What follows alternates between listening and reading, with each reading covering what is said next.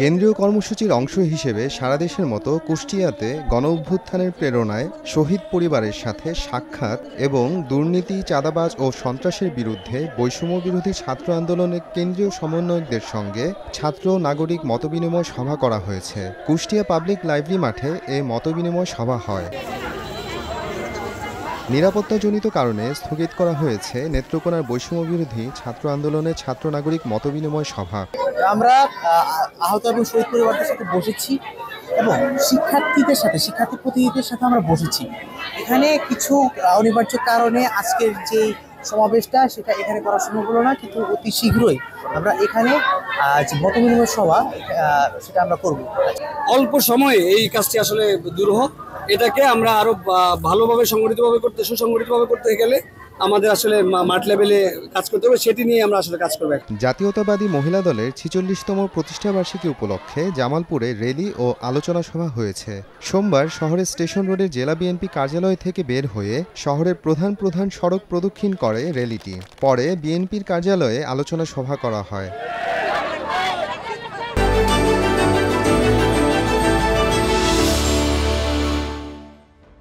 একই উপলক্ষে গোপালগঞ্জে শোভাযাত্রা ও আলোচনা সভা করেছে জাতীয়তাবাদী মহিলা দল। শহরের পোস্ট অফিস মোড়ের পৌর কমিউনিটি সেন্টারের সামনে থেকে একটি শোভাযাত্রা বের করা হয়। পরে জেলা প্রশাসকের কার্যালয়ের সামনে আলোচনা সভা করা হয়। বৈষম্য বিরোধী ছাত্র আন্দোলনে গাইবান্ধায় নিহত ৬ জনের পরিবারের সঙ্গে মতবিনিময় সভা করেছে জামায়াত। এতে প্রধান অতিথি হিসেবে ছিলেন জামায়াতের সেক্রেটারি জেনারেল অধ্যাপক মিয়া গোলাম পরোয়ার। এ সময় নিহতদের পরিবারের প্রত্যেককে ২ লাখ করে মোট ১২ লাখ টাকা আর্থিক সহায়তা দেওয়া হয়। সেদিন সারা ঢাকায় মানুষ উল্লাস করেছে, আনন্দ করেছে, কিন্তু আমাদের এই আনন্দ রক্তের উপরে দাঁড়িয়ে আমরা আজকে যে স্বস্তি নিঃশ্বাস ফেলছি, এই শহীদদের স্বপ্ন বাস্তবায়নে সে ঋণ আমাদের শোধ করতে হবে। আমাদের সেই স্বপ্নের নতুন বাংলাদেশ নির্মাণ করতে হবে। পরে কুড়িগ্রামের নিউ টাউন হলে নিহত পরিবারের সদস্যদের সাথেও মতবিনিময় সভা করেন তিনি। সেখানেও নিহতদের ৪ পরিবারকে ২ লাখ করে মোট ৮ লাখ টাকা আর্থিক সহায়তা দেওয়া হয়। গণঅভ্যুত্থানে নিহত আহতদের জাতীয় বীর স্বীকৃতির দাবি করেন জামায়াতের কেন্দ্রীয় নির্বাহী পরিষদের সদস্য নুরুল ইসলাম বুলবুল। লক্ষ্মীপুরের লিল্লাহ জামে মসজিদ মাঠে আয়োজিত বন্যা দুর্গতদের মাঝে ত্রাণ বিতরণ অনুষ্ঠানে এ কথা বলেন তিনি। নোয়াখালীতে পথসভা করেছে জামায়াত। এতে প্রধান অতিথি ছিলেন ঢাকা মহানগর দক্ষিণের জামায়াত সেক্রেটারি ডাক্তার শফিকুল ইসলাম মাসুদ। সভা শেষে বন্যা দুর্গত মানুষের জন্য ত্রাণ দেওয়া হয়। জনগণের মুক্তির জন্য রাজনীতি হওয়া উচিত, জনগণের সমস্যার সমাধানের জন্য রাজনীতি হওয়া উচিত, কিন্তু আমরা বিস্ময়ের সাথে লক্ষ্য করছি ক্ষমতার রাজনীতির বাইরে জনগণের উন্নয়ন, জনগণের সমস্যার সমাধান, জনগণের অধিকার প্রতিষ্ঠা এবং জনগণের বিপদে মুসিবতে মানুষের কাছে গিয়ে দাঁড়ানোর কালচার, রাজনৈতিক অগ্রাধিকার আজকে ধীরে ধীরে নিঃশেষ হয়ে যাচ্ছে। অন্যদিকে আব্দুল মালেক উকিল মেডিকেল কলেজের অধ্যক্ষ ও উপাধ্যক্ষ সহ ৩ শিক্ষকের পদত্যাগের দাবিতে ক্লাস বর্জন করে বিক্ষোভ করেছেন প্রতিষ্ঠানটির শিক্ষার্থীরা। গাজীপুরে শ্রীপুর রেল স্টেশনের সকল আন্তনগর ট্রেনের যাত্রাবিরতির দাবিতে ঢাকাগামী ব্রহ্মপুত্র এক্সপ্রেস ট্রেন আটকে মানববন্ধন করেন স্থানীয়রা। গাজীপুরে শিববাড়িতে সাংবাদিকদের সঙ্গে মতবিনিময় করেছে জামায়াত। এতে প্রধান অতিথি হিসেবে ছিলেন জামায়াতের কেন্দ্রীয় প্রচার সেক্রেটারি অ্যাডভোকেট মতিউর রহমান আকন্দ। নদী সংস্কারের নামে অনিয়ম ও দুর্নীতির অভিযোগে তদন্ত করে ব্যবস্থা নেওয়ার দাবিতে স্মারকলিপি দিয়েছে যশোরের ভৈরব নদ সংস্কার আন্দোলন। জেলা প্রশাসকের মাধ্যমে পানি সম্পদ মন্ত্রণালয়ের উপদেষ্টার কাছে এ স্মারকলিপি দেওয়া হয়। জামালপুরের পৌর এলাকার ফৌজদারি মোড় চত্বরে মানববন্ধন করেছে বাংলাদেশ পরিবেশ আন্দোলন। এ সময় ব্রহ্মপুত্র নদসহ সকল নদ নদী ভরাট, দখল ও দূষণ রোধ এবং নির্বিচারে বৃক্ষনিধন প্রতিরোধে কার্যকর পদক্ষেপ নেওয়ার দাবি জানানো হয়। দিনাজপুরের হিলিতে ক্ষুদ্র নৃগোষ্ঠীর শিক্ষার্থীদের মাঝে আর্থিক অনুদানের চেক বিতরণ করেছে বাংলাদেশ জাতীয় সমাজ কল্যাণ পরিষদ।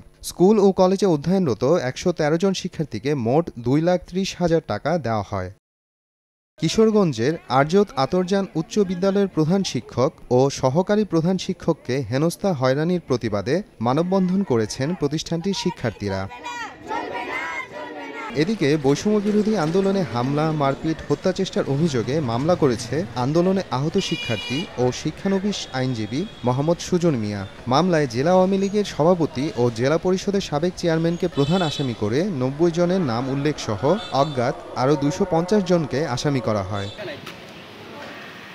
ঝিনাইদহ ৩ আসনের সাবেক সংসদ সদস্য শফিকুল আজম খান চঞ্চল সহ ১৯ জনের বিরুদ্ধে চাঁদাবাজির মামলা করেন স্থানীয় মৎস্যজীবী আব্দুল হক।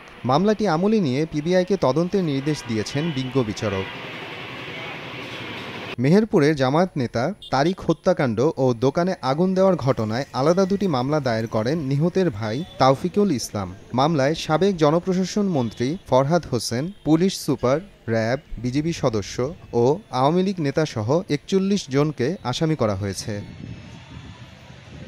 ডিজিটাল নিরাপত্তা আইনের মামলায় বরিশাল সাইবার ট্রাইব্যুনাল থেকে জামিন পেয়েছেন বিএনপির কেন্দ্রীয় কার্যনির্বাহী কমিটির সদস্য এস শরফুদ্দিন আহমেদ সান্টু। পাশাপাশি মামলা থেকে অব্যাহতির জন্যও আবেদন করেছেন তিনি। মহামান্য আদালত আজকে যে কাজটি করেছেন ওনাকে আমরা আন্তরিকভাবে ধন্যবাদ জানাচ্ছি, কারণ এটা একটি ভুয়া মামলা ছিল। উনি মাননীয় আদালত এবং জাজ সাহেব অত্যন্ত ভালো মানুষ, উনি আমাদেরকে জামিন দিয়ে দিয়েছেন। আগামীতে হয়তো মুক্তি পেয়ে যাবেন ইনশাআল্লাহ। পৌরসভার জমি দখলমুক্ত করতে উচ্ছেদ অভিযান পরিচালনা করেছে রাঙামাটি পৌরসভা। এ অভিযানে ৩টি অবৈধ স্থাপনা গুড়িয়ে দেওয়া হয়। ঝিনাইদহ আদালতের সরকারি নিয়োগে আওয়ামী দোসরদের নিয়োগের পায়তারা চলছে, এ অভিযোগে বিক্ষোভ মিছিল ও প্রতিবাদ সমাবেশ করেছে জাতীয়তাবাদী আইনজীবী ফোরাম। অবৈধভাবে জমি দখল ও হত্যার হুমকির প্রতিবাদে নীলফামারীর সৈয়দপুর প্রেস ক্লাব মিলনায়তনে সংবাদ সম্মেলন করেছেন ভুক্তভোগী খালিদ হোসেন। খাগড়াছড়িতে বিক্ষোভ মিছিল ও মহাসমাবেশ করেছে পার্বত্য চট্টগ্রাম নাগরিক পরিষদ। এ সময় দ্রুত পার্বত্য চট্টগ্রাম থেকে অবৈধ অস্ত্র উদ্ধার, পাকুয়াখালীর ৩৫ কাঠুরিয়ার হত্যার বিচার, ইউপিডিএফ, জেএসএস ও কেএনএফ এর মতো সশস্ত্র সন্ত্রাসী কর্মকাণ্ড বন্ধসহ নানা দাবি করা হয়। জেলা বিএনপির সাধারণ সম্পাদকের বিরুদ্ধে মিথ্যা ও বানোয়াট সংবাদ প্রকাশ করা হয়েছে, এ দাবিতে সেই সংবাদের প্রতিবাদে সংবাদ সম্মেলন করেছে বান্দরবান জেলা বিএনপি। ৫ দফা দাবিতে পঞ্চগড়ে সংবাদ সম্মেলন করেছেন সাকোয়া জামিলাতুন নেসা ফাজিল মাদ্রাসার শিক্ষক-শিক্ষার্থীরা। শিক্ষক-শিক্ষার্থীদের উপর সন্ত্রাসী হামলার বিচার এবং অধ্যক্ষের বহিষ্কারের দাবি জানানো হয়।